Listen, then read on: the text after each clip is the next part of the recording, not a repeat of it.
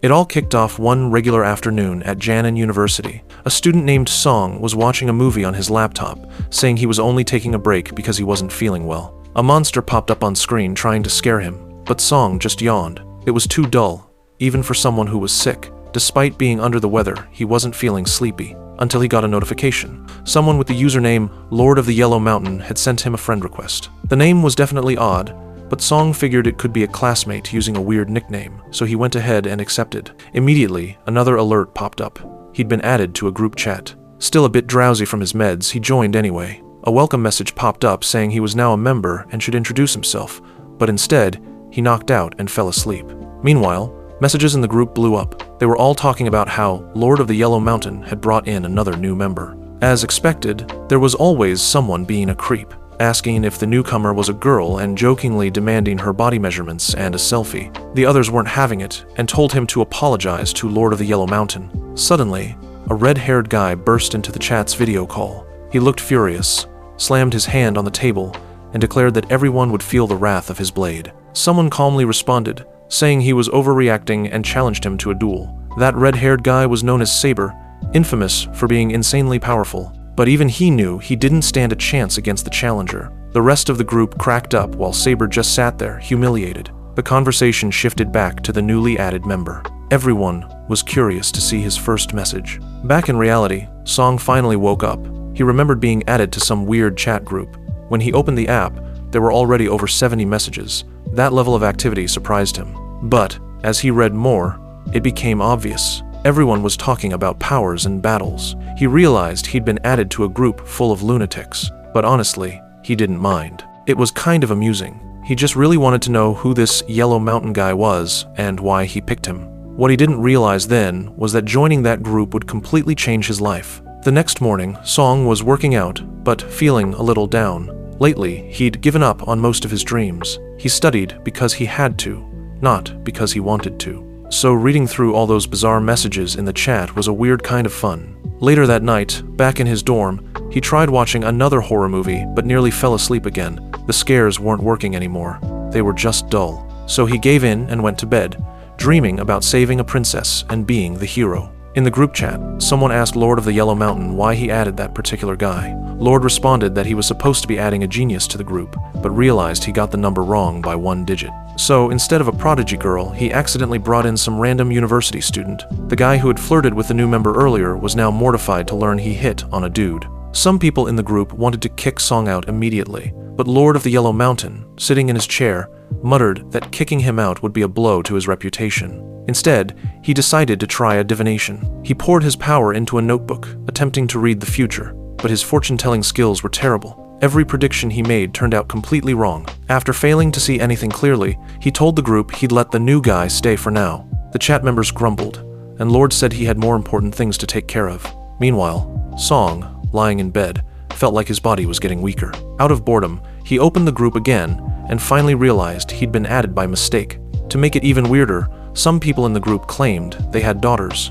Song assumed he'd get tired of this insanity soon, but 10 days went by, and he still found himself checking the chat first thing every morning. The conversations were just too weird, and so serious that they almost felt real. One day, he got a long message from someone called the Medicine Master, saying he had successfully made a basic elixir. Song was surprised. That guy usually only ever sent one-word replies. At this point, Song had started to memorize everyone's personalities. The Northern River cultivator was always online. Saber was as chaotic as ever.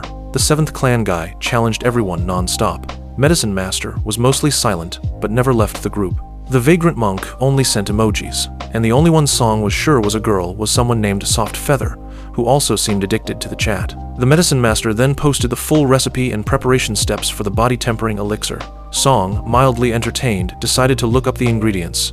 Some were super common, things you could find in a local market, but others he'd never even heard of. He started thinking these people might be so deep in their delusions that they were inventing ingredients. Just as he was about to send a message warning everyone not to try making it, someone in the chat posted a smiley emoji and said the recipe worked like a charm. Medicine Master thanked them, and Song was thrown off. Someone actually made this insane body-tempering elixir. He got suspicious. What if it was a slow-acting poison? Maybe it wouldn't kill immediately, but it could still be dangerous. He started scribbling down the whole recipe, intending to ask his cousin, who was into medicine, about it.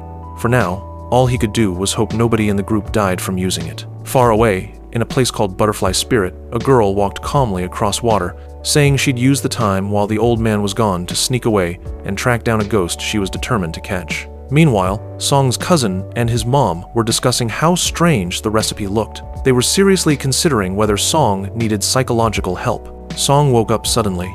It had been a nightmare. He thought it was probably best not to tell anyone about the elixir or the chat group. Otherwise, they'd all think he was nuts. Glancing out the window, he saw that it was sunny and wondered if he should go out for a jog. But first, maybe a few games of League of Legends. Feeling hyped, he even got a pentakill. Later that day, around noon, he closed the game and checked the group chat again. Notifications were pouring in. The Northern King guy announced that the recipe had worked flawlessly for him. Another user named Cly Making Tea commented something random about the emoji, spamming monk, while Saber was bugging Soft Feather to message him. People joked that Saber had disappeared. He explained that another martial brother visited him and beat him up. Soft Feather asked what he wanted, and he said he wanted to visit her. She shut him down, calling him an old man. Saber looked crushed. Song chuckled at their conversations without ever chiming in, but what really confused him was how seriously these people treated it all. Were they actually insane, or was he losing it? Just as he was questioning his own sanity, he saw the Northern guy and the South Clan guy chatting about someone advancing to a new cultivation level in a place called City H. Song's eyes widened. Could something have actually happened? Yanking his hair in disbelief, he told himself he was nuts for even thinking any of this was real, but curiosity got the better of him. He walked over to his balcony. It was a beautiful day. No way lightning would suddenly strike. Elsewhere, a man carrying a sword told a girl that the 16th was coming. She called him 7th and said she was ready. At the bookstore, Song was browsing and thinking how time always flew by when he read. From inside the store, he noticed how scorching hot the sun was. It felt like midsummer. After buying a book, the cashier reminded him about overdue fines. Just then, thunder rumbled. Everyone turned around, startled. Song stepped outside and noticed that thick clouds had suddenly gathered over City 8. The sun had vanished. People around him commented on how strange it was. On a rooftop, a little boy raised his hands to the sky, declaring he was ready to receive heavenly powers. He was standing right in front of Song, shouting nonsense until the clouds parted again and the sun came back out. Song was totally thrown off. Were those thunderclaps just a coincidence? The boy ran off, screaming that he had become immortal. Song thought about the chat messages again. This tribulation stuff and City H. They were matching up too well. As the little boy got scolded by his mom, Song started questioning if he had completely lost it. Maybe he'd been in the group too long. Maybe he'd gone nuts too. Still puzzled, he texted his cousin the elixir recipe, asking if it could actually kill someone. He decided not to leave the group just yet, at least not until he got an answer. If the recipe was deadly, he'd warn everyone. He turned to his computer and saw a ridiculous number of new messages, 99 notifications. He was so tempted to quit, but his curiosity overpowered him. Someone in the chat asked if the girl had managed to advance without problems. The guy known as Master of Trigram claimed he'd done a divination and said everything would be fine, but nobody believed him. In fact, they all agreed. If he said it was good fortune, then something definitely went wrong. They asked if anyone near City H could confirm whether the girl was okay. The general consensus in the group was that if the seer said something good happened, the opposite was always true. Song laughed again. It really seemed like these people had known each other for ages. The Murder King asked if anyone was in City H to verify things. Everyone said no. Song lived nearby, but wasn't about to go checking things out in person. That would be too much. Then Soft Feather said she'd be heading to City J soon and could pass through City H. Song's heart skipped. She'd be close to his city? The group decided she should be the one to check things out, but they were still stressed about the seer's prediction. If he said all was well, then there was trouble for sure. The diviner, annoyed that nobody trusted him, slammed his desk and demanded a duel. The guy making tea casually accepted. Song couldn't help but imagine them all really showing up to Xainan Palace just to duel. He pictured dramatic martial arts battles between dragons and tigers, and wondered if he was officially losing his grip on reality. The next day, Song turned on his computer and noticed the news was talking about the recent lightning storm. He pretended to ignore it, but still had the memory stuck in his head. Then he got a message from the school campus. Apparently, a well-known group of bullies had gotten beaten up. Nobody knew who did it, but everyone was thrilled because those guys were hated. Song brushed it off, but couldn't stop thinking about the lightning and the group chat messages. Maybe he should check the chat again. Everyone was still talking like usual. Did these people never sleep? At a waterfall, someone sneezed. It was the Northern River cultivator. He said people must be thinking about him. At that moment, The medicine master posted a photo of a strange plant. Northern River recognized it instantly. A venomous dragon seed. He asked what the alchemist wanted with it. The guy responded that he'd been looking for one of those for a while. If someone had one, he'd appreciate the help. Seeing the word venom made Song uneasy. He scrolled back through the messages and noticed people talking about City H again, how someone from the group beat up a bunch of people, but no one died. Suddenly, it clicked. Those delinquents from school. Could it really be connected? He tried to push the idea out of his head. There was no way. That was too insane of a coincidence. He decided he needed to clear his mind and go for a run. He had to stop thinking about the chat group, about those lightning bolts, and definitely about the ferry girl headed to the city. At the airport, everyone's attention was locked onto a single person. Messages were flying around as people gushed that they'd never seen someone so gorgeous before. The girl in question was walking with a suitcase, eyes on her phone, muttering that she hated crowded places like this. Easy to get lost, hard to breathe. Back in the group chat, Soft Feather casually mentioned that she'd arrived in the city but was already a bit lost. She was supposed to meet Mr. Seven, but he hadn't shown up yet. Someone suggested using jeeps, but Song couldn't help laughing. These people were always in character. Instead of talking about maps or GPS, shouldn't they be using compasses in spiritual sense? Soft Feather said she did try using jeeps but was still lost. Someone joked that if that was the case, she might as well fly out of there. Song couldn't stop laughing. Flying in the city? These people really never broke character. Then, the Northern River cultivator asked where she was headed. She said she was looking for the Ghost Lamp Temple on Lewin Street. That name triggered something in Song's memory. While Soft Feather was staring at her phone, a taxi pulled up beside her. The driver asked if she needed a ride. She asked if he knew where the Ghost Lamp Temple was. He'd never heard of it. She then said it was on Lewin Street, that he did know. He lived there, but he had no clue about a temple. She slung her bag over her shoulder and told him to take her there anyway. He hesitated, but agreed. Inside the cab, she texted the group that she was headed to the temple, alone, and for the first time in a while, she felt kind of lonely. Back in the city, Song stood in front of a crowded food street known as Lu Street District. He couldn't remember the exact name until it hit him. This was the place Soft Feather had mentioned. Still, there had to be lots of streets with similar names. It couldn't be the same one, right? Nearby, some guys sitting on a bench were shamelessly raiding girls who passed by. Song rolled his eyes, thinking someone needed to call the cops on these clowns. Then one of them yelled, 100 points. He turned and froze. It was her. Soft Feather was walking by with her suitcase, glowing like some celebrity walking through slow motion. Song felt his heart drop. She was stunning. Even he couldn't resist admitting. 100 points. One of the bench guys jumped up, bragging that he was going to talk to her. Everyone watched. 5 seconds later, he came back nearly in tears. She was too beautiful. He couldn't even speak to her. Song couldn't stop laughing. He went into a butcher shop, but when he stepped out, there she was again. Soft Feather, passing right by him. Was this fate, or just a weird coincidence? As she walked past, Song ducked his head and tried not to stare, but then she said something about a ghost temple. That grabbed his attention. He looked up as she walked away and wondered if it was really her. He quickly opened his phone and saw her recent messages in the group. She'd said she was on the street already and mentioned it was super crowded. Song did the math. She left the airport 2 hours ago. It had to be her, but still, no way, right? Then a voice message popped up. He played it, and as he listened, she walked right past him again. She stopped, noticing her own voice coming from his phone. Wait, that guy, he had the message she just sent?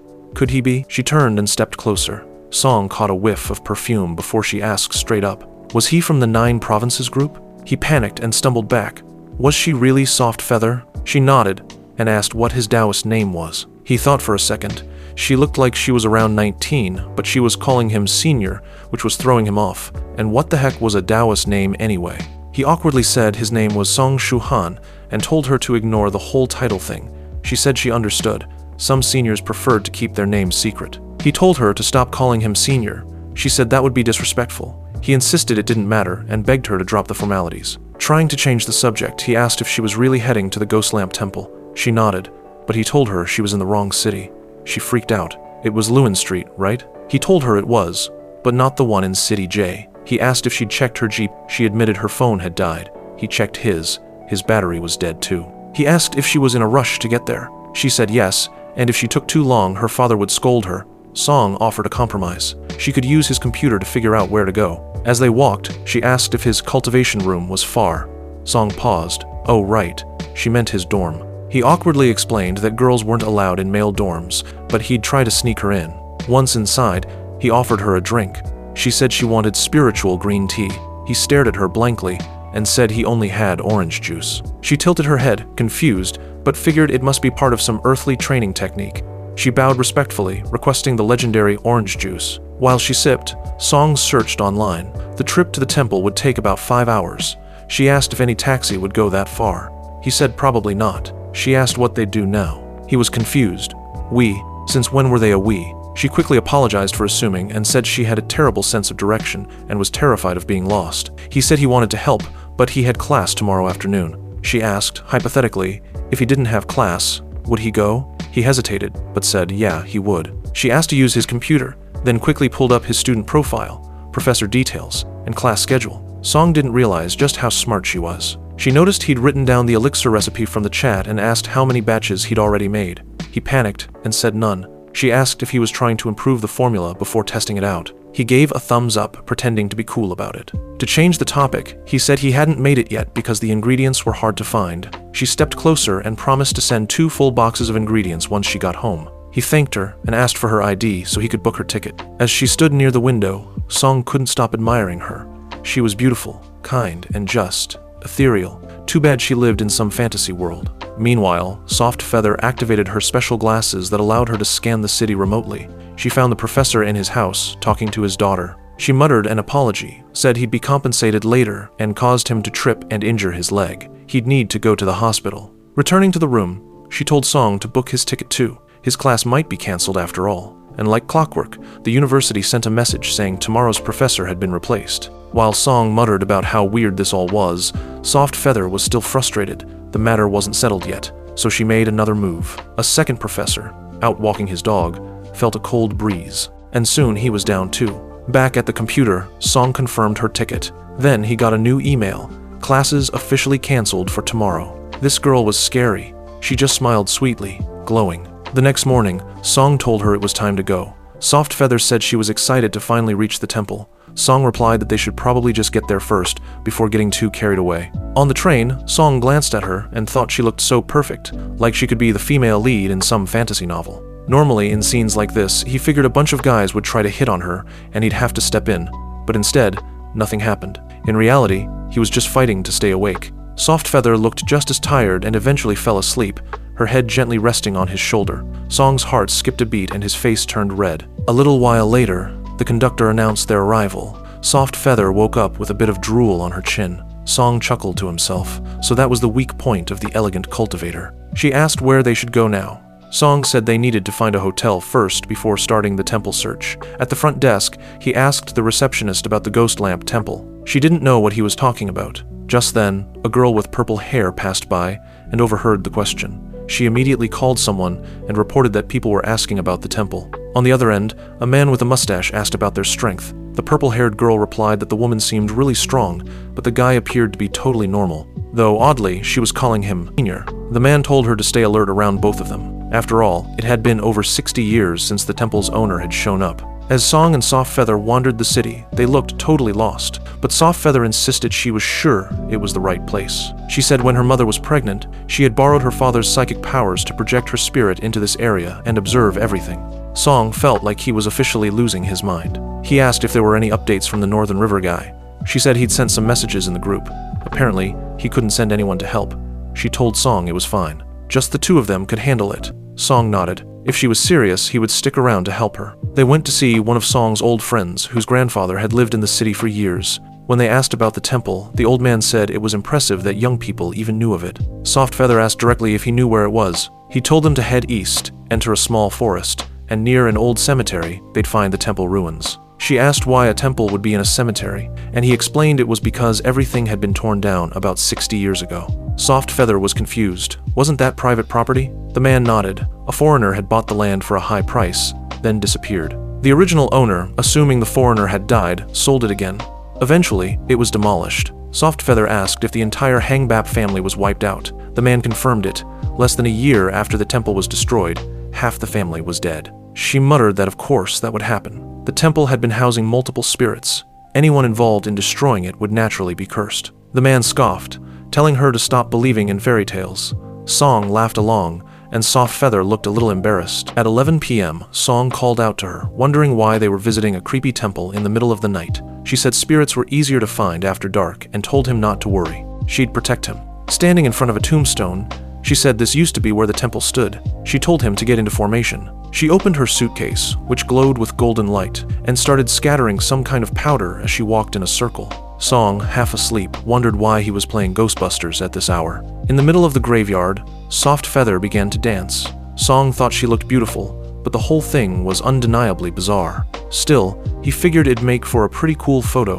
He pulled out his phone, but as he moved, it slipped from his hand and landed on something. The same herb the medicine master had posted about in the group. Just then, Soft Feather noticed two spirits closing in on her. That was weird. Her dad had said there should only be one. Both spirits lunged at her. She quickly activated a series of talismans and started her counterattack. Her confidence showed. She believed she'd win easily, but these spirits weren't going down. She used a technique from her home, Butterfly Island, and finally knocked the spirits to the ground. All she needed to do now was finish the seal. But at that moment, one of the spirits broke loose and lunged toward Song. Soft Feather shouted a warning and jumped after it. Song, however, was distracted. He'd just picked up that suspicious herb. Knowing how crazy she was, he didn't want her to see it. He yanked it out of the ground, but when he did, a strange golden light flashed. The earth around him cracked, though he didn't notice anything unusual. Soft Feather stared at him in disbelief. From her perspective, the spirits couldn't even touch him. It looked like he had yanked out the exact plant that was their weakness, at the perfect moment. Now she saw him in a completely new light. To make sure he didn't think she was useless, she quickly threw 2 more talismans and sealed the spirits. Surrounded by glowing butterflies, Song asked if the spirits were real. Soft Feather nodded and thanked him, saying that without his help, the spirits might have escaped. Song just laughed it off. She offered him one of the sealed spirits as a reward. He hesitated. He didn't want anything to do with spirits, but she insisted. After all, he had helped her so much during this trip. Not wanting to argue anymore, he finally accepted. Since it was sealed, he figured it wouldn't be dangerous. As they left, a man secretly watching them muttered that it was a good thing he hadn't interfered. The boy was way stronger than he'd expected. Still, he needed to recover the spirit he had lost. That man, however, was also being watched. Someone else perched high in a tree was observing everything. He reported to someone else that the spirit sealing had succeeded, but now he was curious to learn more about this Song Shuhan. The next day, Soft Feather was preparing to head home. Song asked if she'd be alright finding the airport on her own. She smiled and said yes, it was simple from here. Before leaving, she asked for his address, saying she wanted to send him the boxes of ingredients she'd promised. Song told her not to worry and handed her a slip of paper with his number. As she walked away, he breathed a sigh of relief, thinking the madness was finally over. But he had no idea, it was just beginning. Moments later, Soft Feather posted in the group chat, bragging about how amazing Senior Song from the Jianggang region was. The Northern River guy was stunned and congratulated her. A few days passed, and Song was back to normal student life. He now wore the sealed spirit around his neck like a pendant. He started noticing strange effects. His memory was perfect, and he could recall every detail from class. Maybe there was something real to this weird group after all. He remembered Soft Feather saying the spirit was powerful. Could these lunatics actually be telling the truth? Suddenly, his class was interrupted. Someone opened the door and called for Student Song. He was confused. The man at the door was smiling and said there were 2 huge deliveries for him. They needed a signature. It was a VIP delivery. Song froze. VIP? He asked where the packages were, and the delivery staff said they were at the campus entrance. Walking there, Song's eyes widened. 4 security guards stood next to 2 massive wooden crates. Yeah, this definitely wasn't normal. Embarrassed, he asked if this kind of delivery happened often. The staff said no, but the sender paid extra, so they had to treat it seriously. Glancing at the sender info, he saw it, Soft Feather. The guards left, and Song cracked open the crates. Inside were all kinds of herbs. Every single ingredient from the group's elixir recipe, all perfectly preserved. Could they really strengthen muscles and bones? Now his curiosity was on fire. Back in his room, he knew he needed a furnace to make the potion, but he didn't have one. Looking around, he spotted his frying pan and frowned. It was ridiculous, but maybe it could work. He prepped the ingredients and started following the instructions Soft Feather had sent. Some steps didn't make sense, but he didn't want to ask the group again. He still wasn't ready to fully join that madness. With only an electric stove to work with, he just hoped he wouldn't blow up his dorm. As steam began to rise, he thought, wow, this is way too easy, like cooking ramen. The instructions warned about controlling the heat, but he figured the electric setup should handle that. The mixture looked suspiciously like soup. He added another herb and muttered that he just wanted proof that any of this magic stuff worked, but it still looked and smelled like broth. Then, something strange happened.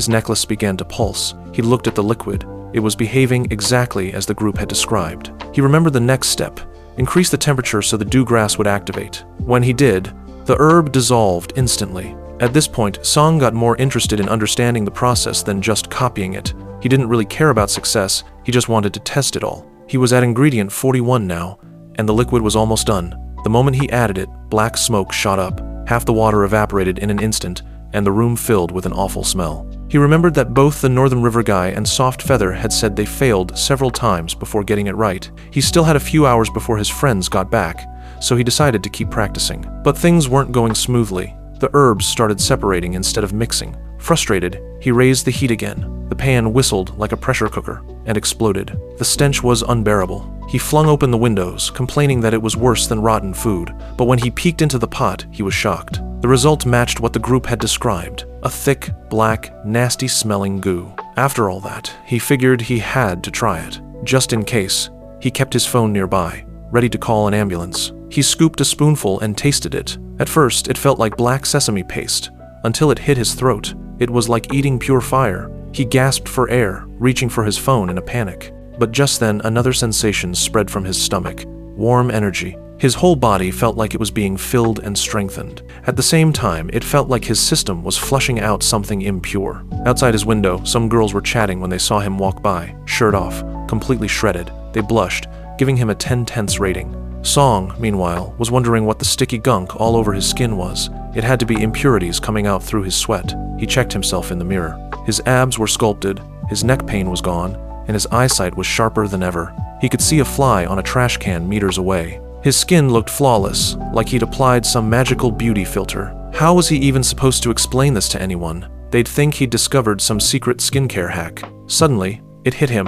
What if the group wasn't crazy after all? The realization made him stop and think. He could live a normal, boring life, or dive into this wild, dangerous, mysterious world. And somehow, the danger sounded more exciting. Finally, for the first time, he decided to speak in the 9 Provinces chat. A guy who looked buried under a mountain of books sent a greeting to his seniors.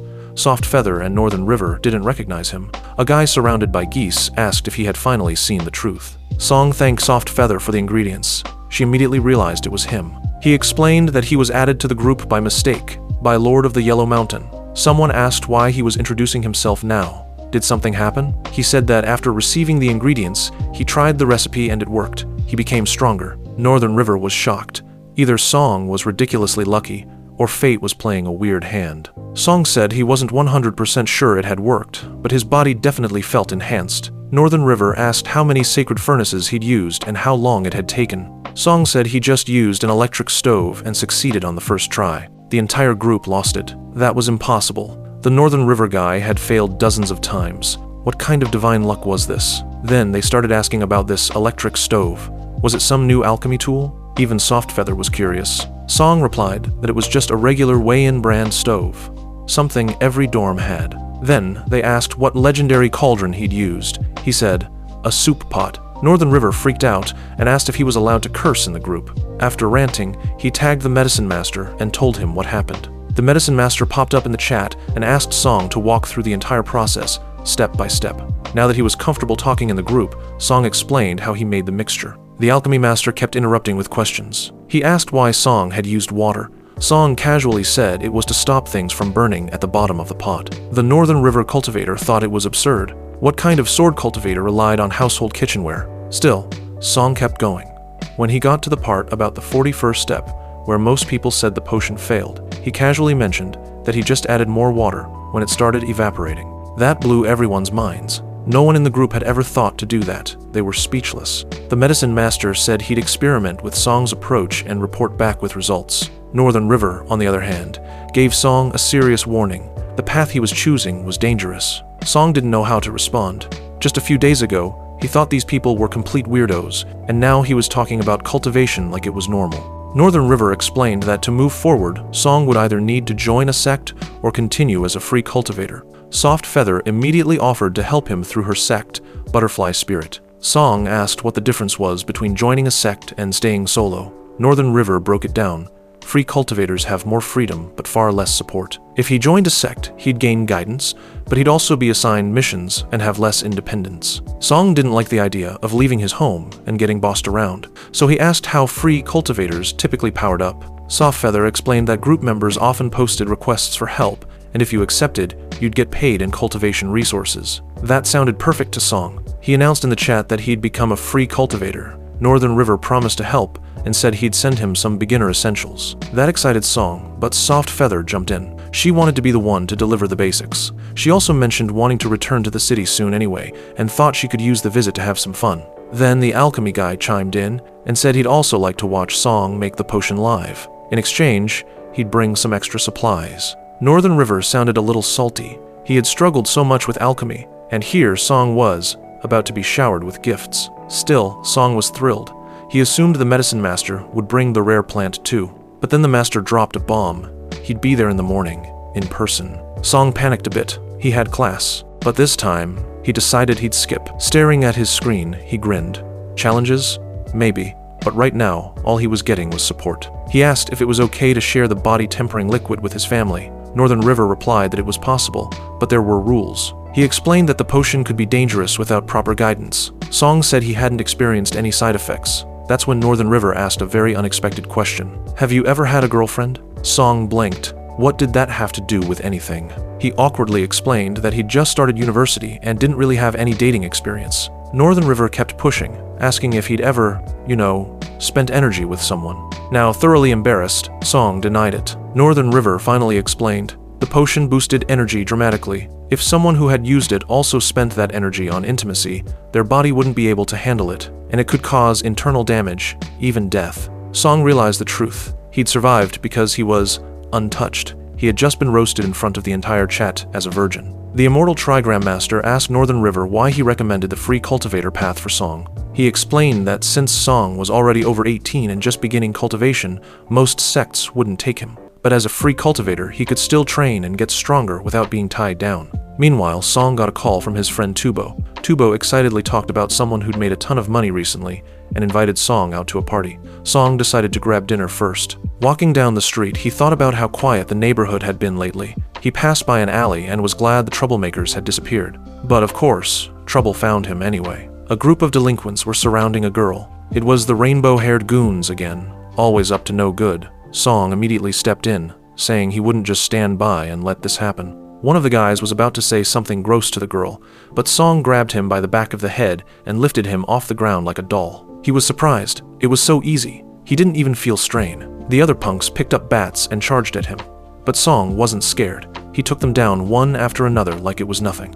Within seconds, 2 of them were lying on the pavement, groaning. The others freaked out, grabbed their friends, and ran off. He offered his hand to the girl, asking if she was okay, but she glared at him and told him to mind his own business. Song was stunned. That was not the reaction he expected, but he didn't push. He didn't want to be late for the party. Back on campus, he wondered when the medicine master would arrive. A friend nearby suddenly sat up, claiming he heard something loud. Sounded like an explosion. Then the classroom wall exploded. Smoke filled the room. A man with pink hairpins stood in the debris, dark circles under his eyes. He looked insane. Song, he shouted. Everyone froze. That was the medicine master? He looked nothing like the calm and collected alchemist from the chat. Song realized this man was an absolute maniac. Outside, as smoke still hung in the air, the pink-haired man approached Song and casually explained that he used a tracker to locate him. Then he activated some sort of detection technique that let him pinpoint who had used the body-tempering liquid. So, naturally, he found Song instantly.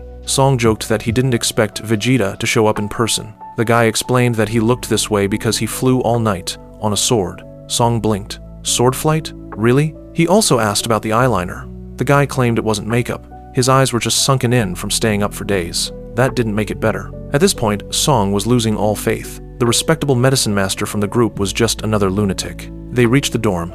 The master immediately asked if this was the room where Song refined the body-tempering liquid. He was curious if Song really used just a regular pot and water. He asked to see a live demonstration. Song tried to dodge, saying he had class in the afternoon. The master simply asked who the professor was, and Song got flashbacks. He panicked and asked if the guy planned to send his teacher to the hospital like Softfeather did. The master smiled and gave a thumbs up, saying he'd only break a leg this time. That was enough. Song insisted on taking leave instead. He didn't want any more professors hospitalized. The The master agreed and said they should relocate. He didn't want to risk destroying the dorm during a demonstration. Just then, Song remembered the rare herb he found at the graveyard. He asked the master if he still needed one. The master's eyes lit up. He'd tried finding it himself, but only came across poor quality versions. Song pointed to the one he had picked up. The master was stunned, not just because he hadn't noticed it, but because it looked like it had been growing in a haunted area for over 60 years. He explained that this particular herb was worth a fortune, way more than the 2 ingredient boxes Song had previously received. But Song didn't hesitate. If he hadn't shared the recipe, he would never have discovered the plant.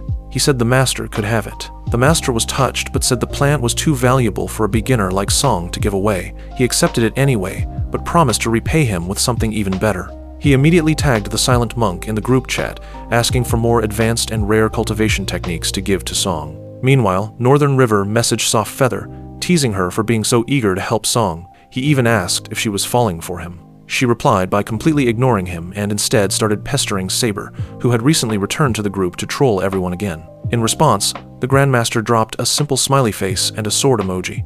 Saber instantly backed off. Suddenly, the Medicine Master opened a window, raised 2 fingers, and said it was time.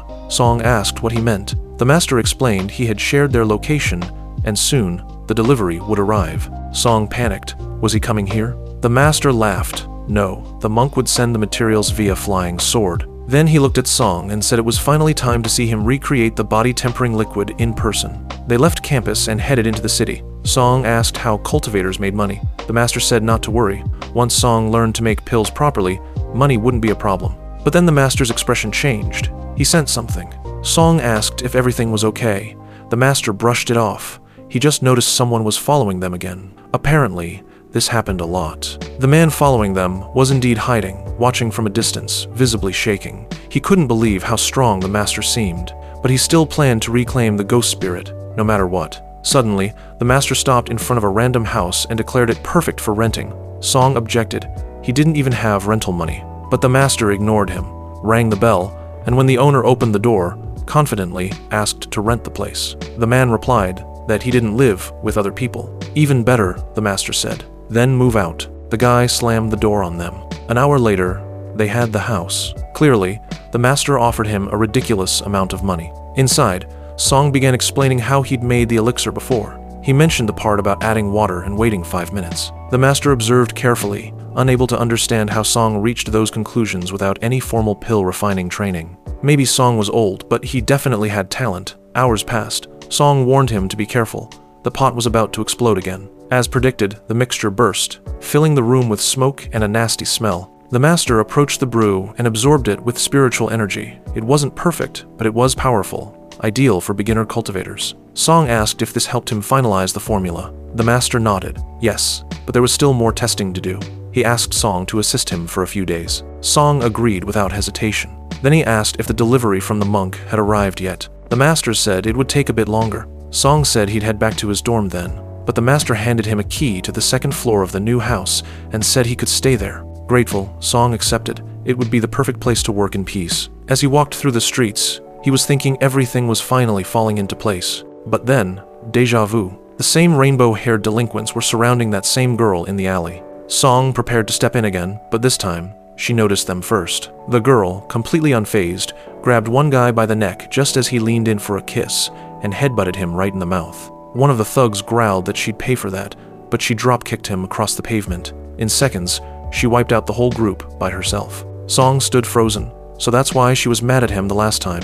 She didn't need saving. She glanced at him, turned away, and walked off. Why was this girl always getting surrounded by creeps? Back at the dorm, someone named Momo was chatting inside with a very flamboyant person named Shuj. Song didn't recognize the second voice. Shuj looked and dressed like a woman, but wasn't into men. He started raving about how he recently went out with a girl named Xiaowei. The guy with glasses encouraged him, but Shuj suddenly collapsed to the floor, overwhelmed with shyness. He said he was nervous. He might have to kiss her tomorrow. The guy with glasses admitted he had no experience with kissing, but the blonde guy insisted they should practice. Right now, Zhuge launched himself at the other guy for a slurpy kiss. Of course, he got pushed away immediately and burst into tears. Song was standing outside, wondering if Momo was about to lose his innocence. He debated whether to go in or stay out. Suddenly, Shuj opened the door, all smiles, and ran into Song. Song said it seemed like they were getting along very well. Shuj introduced himself as Momo's childhood friend,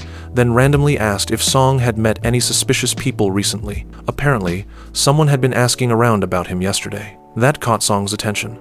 Was someone tracking him? Maybe it was one of the people following the medicine master. The blonde guy guessed maybe Song had just pissed off the wrong crowd. Song entered the room to find Momo lying on the ground like a broken man, muttering that he'd been tainted. Song asked if Shuj was a guy or girl, but Momo didn't respond. He told Momo to just lie down and rest. Meanwhile, Song stared out the window, waiting for the sword delivery. As Song waited, Momo suddenly sat up and said they were going out tonight. He invited Song to a party, saying he needed to forget everything that had just happened. Song agreed to go, but said he had to wait for something first. Not long after, the medicine master reappeared and told him the delivery was about to arrive. He pointed to the sky, telling Song to watch closely. Moments later, a flying sword came slicing through the air. Yes, an actual sword, gliding in like some kind of high-speed drone. Song watched it land perfectly. Still stunned, he asked where the cultivation manuals were.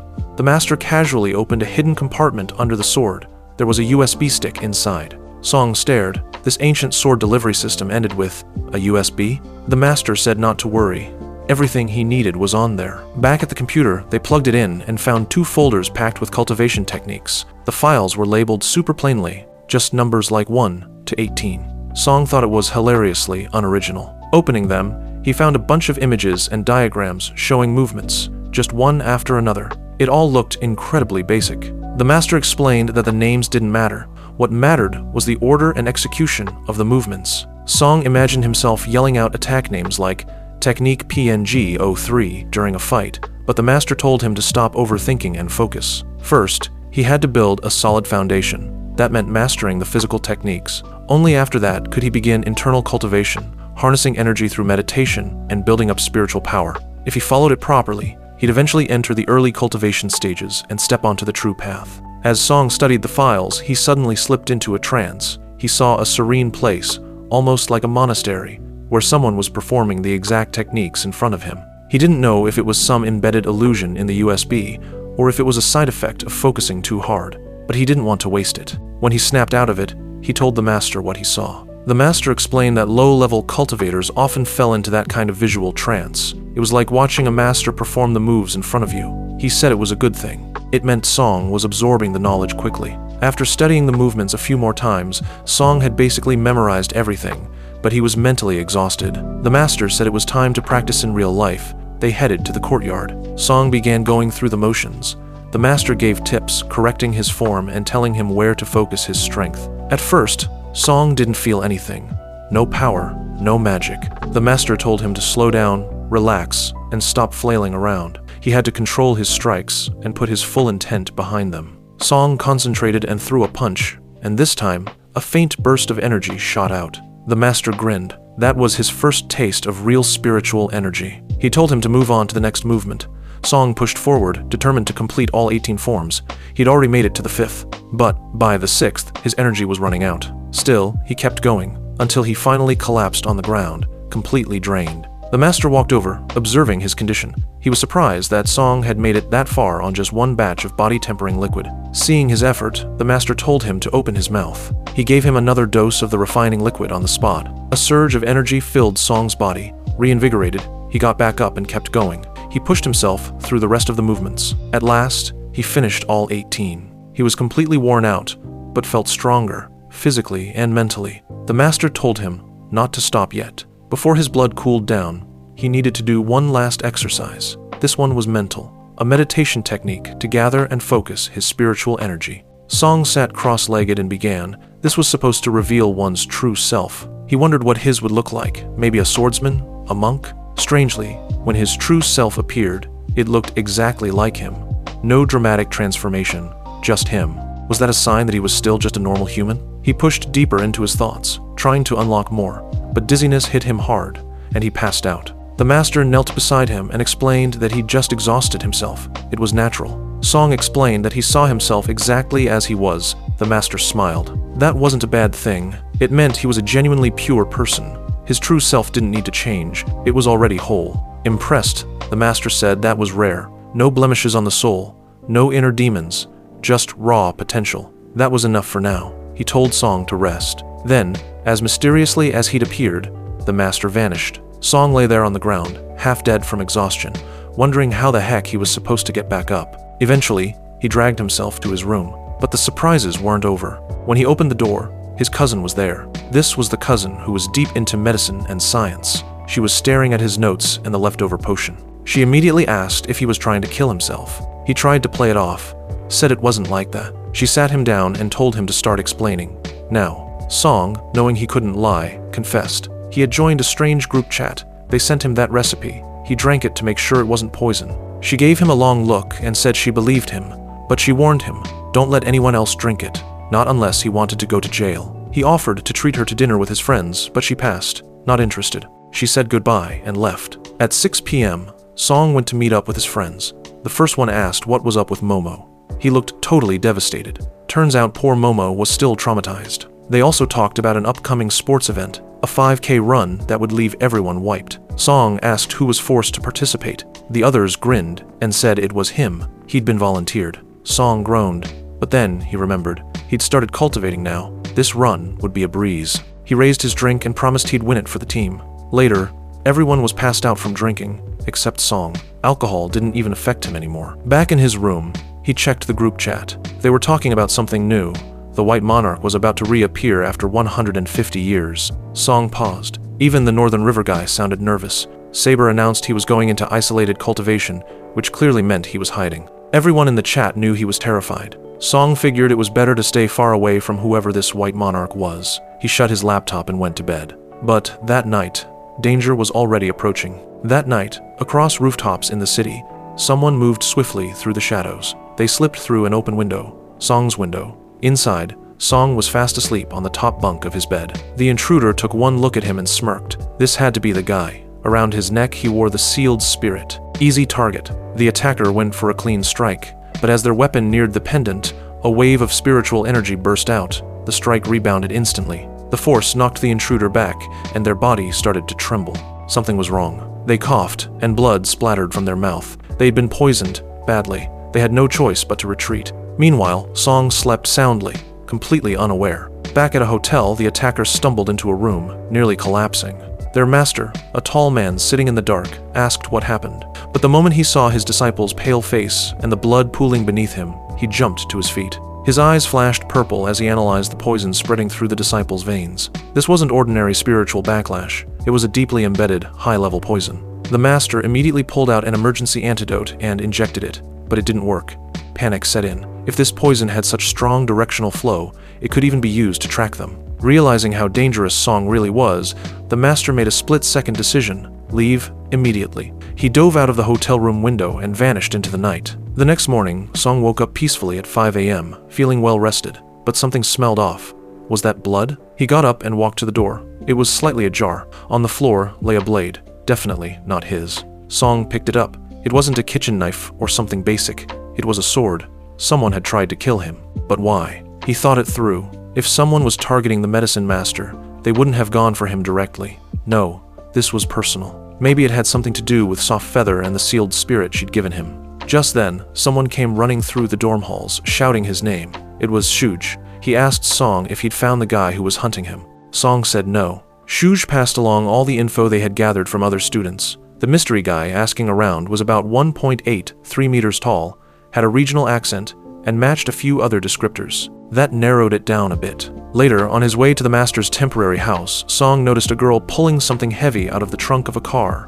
It looked like a massive furnace. She kicked it, and it started to glow. Yeah, not normal. The girl turned and casually called out to him, asking if he was just going to stand there or help a lady carry her equipment. Song blinked. She knew who he was. She said she was connected to the medicine master, so of course she knew him. He asked if she was his wife or something. She blushed, said, "Not yet," then quickly corrected herself and clarified she was just a disciple. Since the master was in town, she came to deliver the furnace herself. Right then, the master appeared with smoke around him, as usual. He immediately asked Song if he had been attacked last night. Song nodded and showed him the sword left behind. The master sniffed the air. The blood residue was powerful. Whoever this attacker was, they had killed before, and now they'd targeted Song. The master asked how he felt about all this. Without flinching, Song replied that he was kind of excited. The disciple and the master exchanged glances. Yup, this kid was weird. The master then explained that he'd placed a spiritual barrier on Song. It was a defense mechanism. Anyone who tried to harm him would get poisoned. That's why the attacker failed. Song thanked him. If it wasn't for that, he probably wouldn't be standing here right now. He then pulled out the sealed ghost spirit and said maybe this was what they were really after. The master agreed. It was very possible. The female disciple immediately offered to exterminate anyone who came for Song. The master flicked her on the head, telling her not to mess up the boy's cultivation path. Song asked if there was a way to detect whether anyone was still following him. The master said it was easy. He started rummaging through his files for an old cultivation scholar named Shangan. Song asked who that was. The master explained that Shangan was so legendary, someone once dropped a spiritual nuke on him, and he survived. After a bit of digging, the master found what he needed: mental energy techniques used for detecting surveillance. Song had a better idea. If the attacker had been poisoned, then they'd need to buy an antidote, and quickly. That meant checking local herb stores. The master liked the logic. He gave Song a list of 4 ingredients that made up the antidote. If any shop had sold that combo recently, it'd be a strong lead. Meanwhile, back at Butterfly Spirit Island, Soft Feather was reading the latest issue of Cultivator Weekly. One headline caught her attention, something about a floating island sighted in Donghai. It looked beautiful. She decided she wanted to go check it out. She ran off to ask her father for permission. He agreed, but on one condition. She had to first complete her studies on formation contracts. Excited, she agreed and ran off, determined to learn it as quickly as possible. Her father watched her leave and scratched his head, wondering what kind of friends she'd been hanging around with lately. If you enjoyed the story so far, don't forget to like the video, subscribe to Yume Recap, and stay tuned for the next video.